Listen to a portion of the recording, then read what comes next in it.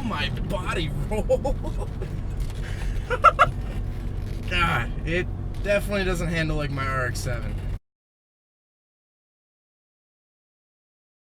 What's up, guys? My name is Zach, and today I'm driving a 1993 Ford F-150. Up front is a 4.9 liter inline 6, and down below is a 5-speed manual gearbox. Now, this truck is owned by a good friend of mine named Connor. I've grown up with him, went all through middle school and high school with him, and when he offered his truck up to me, I was really excited to actually review it because the Ford F-150 is such an iconic truck. They're so popular, and they're the best-selling truck. So this is going to be my thoughts. I'm going to talk a lot about how it's the best-selling truck and what it's like owning a truck, because my first car, or my first vehicle really, was a truck. So let's talk about that 4.9 liter inline 6. Now, to me that seems very strange, but to Ford guys, Ford people know and love that engine dearly. It's one of the more bulletproof engines. Ford used to make inline 6s that were very good and very bulletproof. Like I said, this has 173,000 miles on the original engine. And it's just interesting that really inline 6s to me have always been for smooth. And that's kind of counter to what trucks are really meant to be. Trucks are supposed to be these behemoths that can, you know, pull a trailer, that can tow whatever you want, you can throw whatever you want back. They're not supposed to be smooth. They're not designed, they're not really, like, smooth isn't their thing, you know?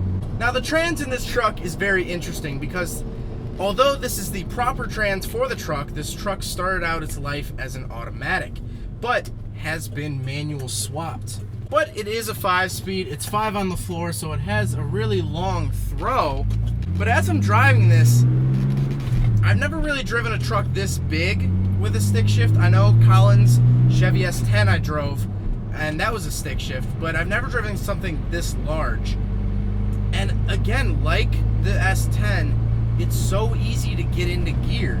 It doesn't take much gas, and a lot of people commented on that, like, oh, you shouldn't be like giving it a bunch of gas to get it in gear anyway. But like, it has so much torque that when you do put it in gear, even if you dump the clutch, even if you're not real great at stick shift, it's still pretty smooth.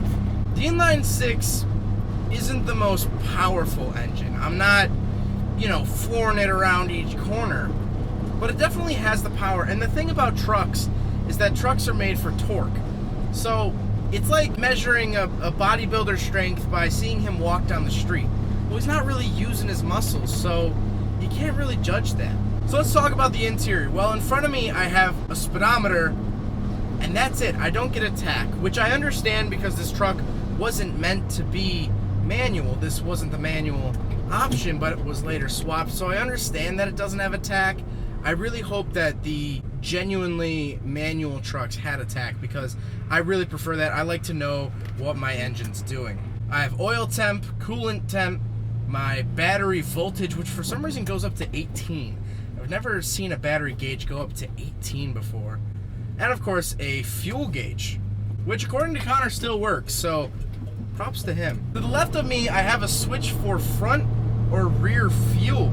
Now, I assume that's because it has 2 separate fuel tanks. This is a truck made for longer hauling, which is really neat. There's just a little toggle switch. My headlights are just a little knob. In the center, I have 3 air conditioning knobs, that's it. The radio has since been replaced with something with an aux cord, thank God. I mean, in here, you also got manual windows, no power seats, manual mirrors, and that's it. This is the bare bones interior, and I miss that. I miss that about trucks. They used to be so bare bones, so basic, so utilitarian. But now you look at trucks, they're upwards of, some of them even up to $80,000 with leather, cooled seating, you know, 8-way adjustable seats, Bluetooth satellite navigation, anything you want, you can have in a truck. But this is when they were bare bones. This is when they were utilitarian. This was before trucks got sexy. The seats, I do have to say, are really comfortable, but you could tell that they're made for the farm. I could just see myself hopping in and out of these seats. Now let's get to the looks of the truck, because I absolutely love the looks. It's so 90s. It has the white pinstriping on the red paint. It's got the one body line that goes all the way to the back. That's a little 80s. It's got a visor up above the windshield. A visor with running lights. And of course it's a square body. It's a very early 90s body style before everything got so bubbly and round. But again, I just love the looks of this truck. And this truck is long. If you don't believe me how long this thing is, watch how long it takes me to walk around it.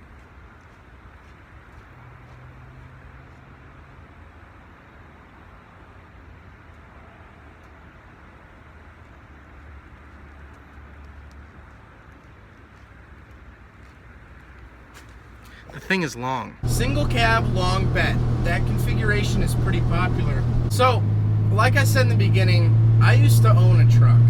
Well, I still have it, but my first ever vehicle, my first ever experience, sure son, go ahead, take the car out, do whatever you want. My first entry-level freedom experience was a truck that I daily drove for 2 years. It was a 1998 Dodge Ram, the 5.9 liter V8. I have a review of it. It's one of my first reviews. Actually, I think it was the first review I ever did, which is up on my channel. And there was just something about owning a truck.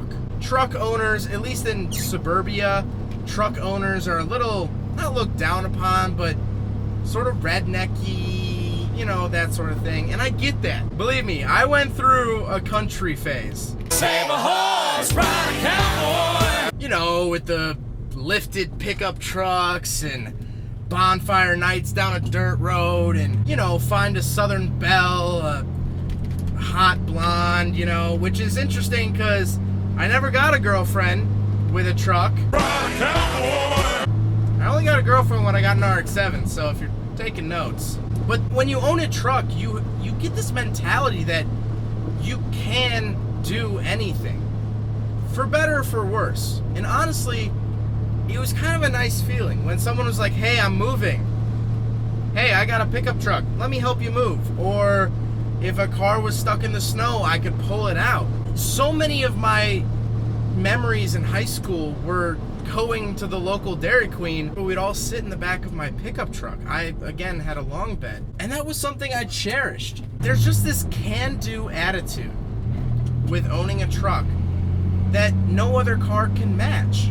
See this curb? I could drive right over this curb right now, no issue. Not an issue at all. And that's just something you don't get from regular cars. And I think that's why truck guys kind of come off as these headstrong knuckleheads, because they drive something that can do anything.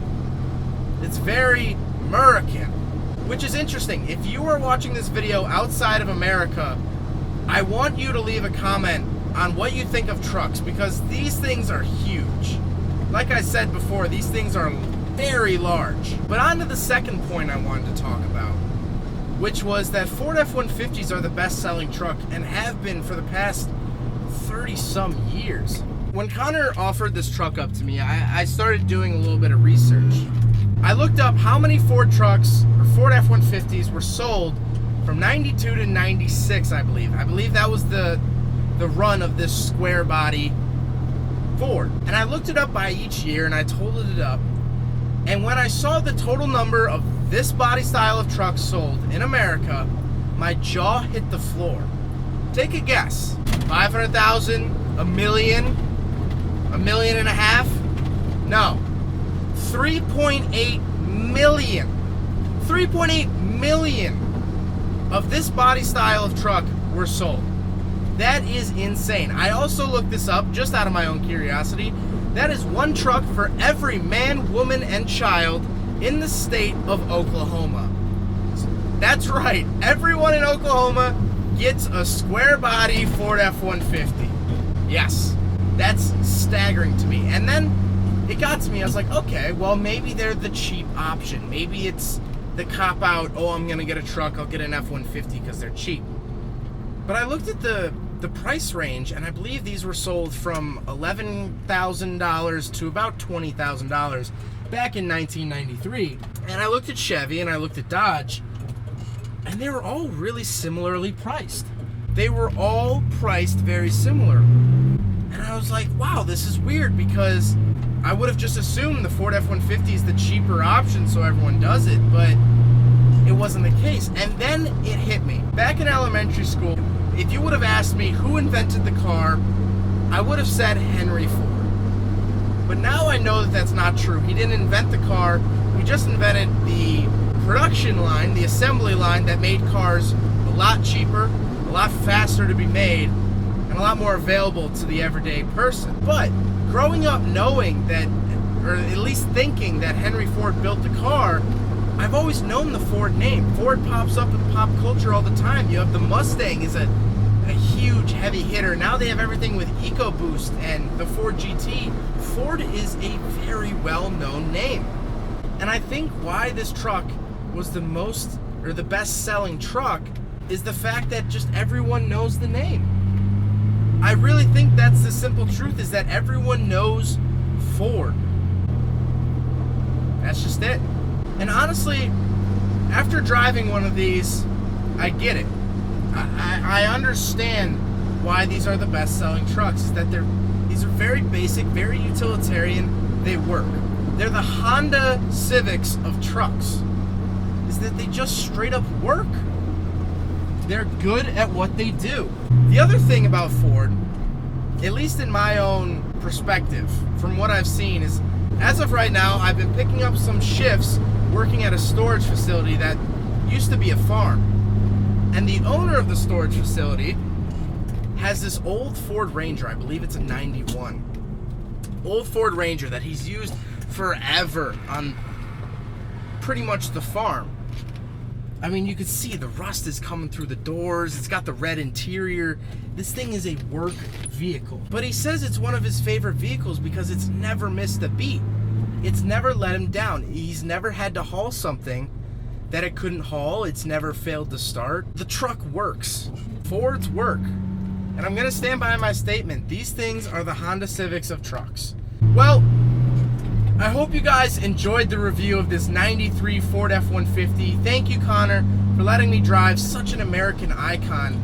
I mean, this really is an American icon. The Ford F-150 is a staple of American vehicles. Ask anyone in America, and odds are that they'll have either had an F-150 or know someone who has. They're that popular. But again, I hope you guys enjoyed the video. Don't forget to rate the video, comment on the video, and subscribe if you really liked it. Take care, guys. There goes a sight from my soul.